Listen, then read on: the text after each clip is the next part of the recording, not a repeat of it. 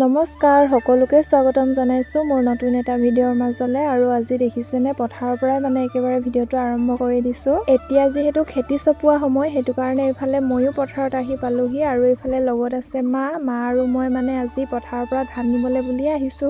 আৰু এইফালে পথাৰত আহি পাই মা আৰু মই কামত লাগি গৈছো। দেখিছেনে এইফালে মানে চাহপাত নিয়া বেগতে মানে ধানখিনি ভৰাই লৈছো আৰু এইফালে চাইকেল দেখিছেনে মানে চাইকেলতে আনিছো, যেহেতু চাইকেলতে সুবিধা হয় আনিবৰ কাৰণে।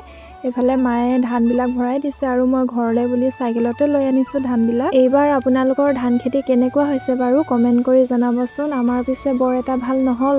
ধানখিনি বেয়া হ'ল বুলি ক'লে মনত খুব বেছি বেয়া লাগে, কাৰণ আমাৰ আশা ভৰসা এই পথাৰখনেই আৰু এই খেতিখিনি কৰোঁতেই যে ইমান কষ্ট হয়, তাকো যদি ইমান বেয়া হয় তেতিয়াহ'লে সঁচাকৈ মনত বহুত বেছি দুখ লাগে। আৰু আপোনালোকে বাৰু এই জেগাডোখৰ চিনি পাইছেনে? মানে মই দুদিনমান আগতে যে এটা ভিডিঅ' আপলোড কৰিছিলোঁ, তাতে আপোনালোকক দেখাইছিলোঁ যে এইডোখৰ আমি গোবৰ আনি পেলাই মুচিছিলোঁ আৰু আপোনালোকক কৈছিলোঁ যে ইয়াতে ধানবিলাক আনি পেলাই থ'ম বুলি। আৰু দেখিছেনে ইয়াতে মানে ধানবিলাক আনি পেলাই থ'ম আৰু গোটেইবিলাক আনি পেলাই মানে ইয়াতে মৰণা মৰা হ'ব।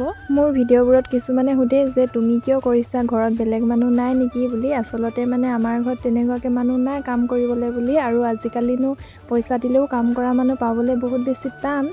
আৰু যিহেতু আমাৰ পথাৰখন ওচৰতে হয় সেইটো কাৰণে মানে নিজে নিব পাৰিমেই, মানুহো বিচৰা নাই বাৰু, সেইটো কাৰণে নিজে আনিছোঁ যিহেতু নিজে পাৰিমেই। আমাৰ পথাৰখন মানে বেছি দূৰ নহয় দেই, ঘৰৰ আগফালে আছে আৰু ঘৰৰ আগফালে থকাৰ কাৰণেহে আমি নিজে ধানবিলাক নিব পাৰিছোঁ। বেছি দূৰ হোৱা হ'লে হয়তো আমি আনিব নোৱাৰিলোঁ হয়, যিহেতু বৰ বেছিকৈ ধান আনিব নোৱাৰোঁ সেইটো কাৰণে কমকৈ আনিছোঁ।